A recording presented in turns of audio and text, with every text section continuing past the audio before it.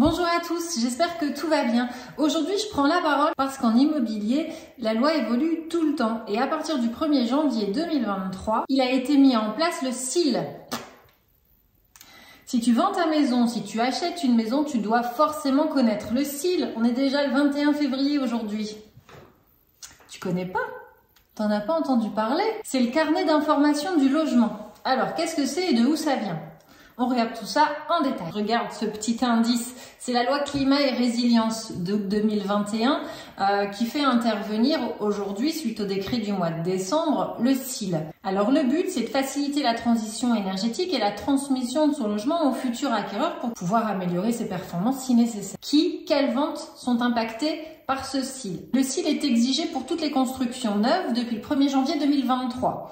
Il est aussi exigé pour les travaux sur un logement existant qui ont fait l'objet d'une déclaration préalable d'un permis de construire déposé depuis le 1er janvier 2023. Et enfin, quand tu n'as fait aucune déclaration de travaux parce que c'était pas obligatoire, mais que tu as fait des travaux quand même, eh ben tu dois le dire aussi.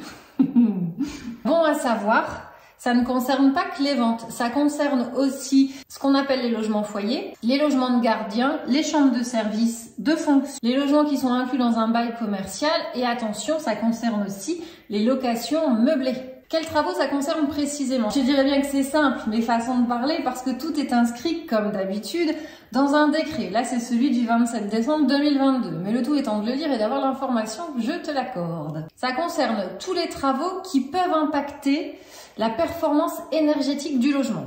Donc ça concerne d'abord et surtout les travaux d'isolation. Alors que ce soit le plafond, le sol, les murs, tout ce qui est travaux d'isolation, tu peux être sûr que tu dois le notifier dans ton CIL. Mais aussi les isolations de menuiserie, donc fenêtres et portes qui donnent sur les extérieurs. Si tu mets une verrière dans ta cuisine, non. Tout ce qui est installation de systèmes de chauffage économique et écologique, j'ai envie de te dire, qui inclut ou non des systèmes de ventilation performants. Et troisième point, les installations d'équipements de chauffage ou de production d'eau chaude qui sont faites à partir d'énergie renouvelable. Notre cher soleil, par exemple.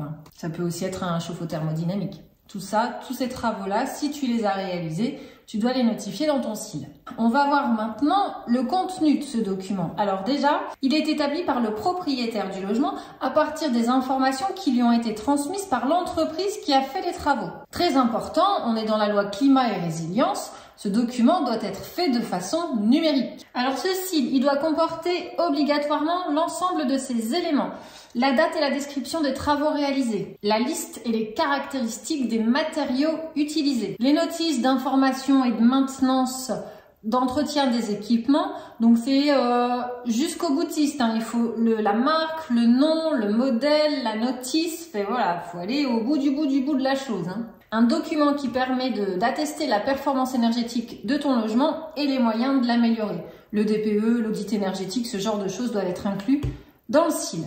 Oui, c'est un sacré carnet d'informations. Le conseil en plus, attention, il suffit pas de le faire, ceci, tu dois le transmettre à l'acquéreur au plus tard le jour de la signature de l'acte authentique et ton acquéreur, il doit attester que tu lui as bien remis et c'est également notifié dans l'acte authentique. Dis-moi en commentaire si tu avais l'info ou si je te la prends. Je te souhaite une belle journée et te dis au plaisir de partager ensemble. Allez, à bientôt!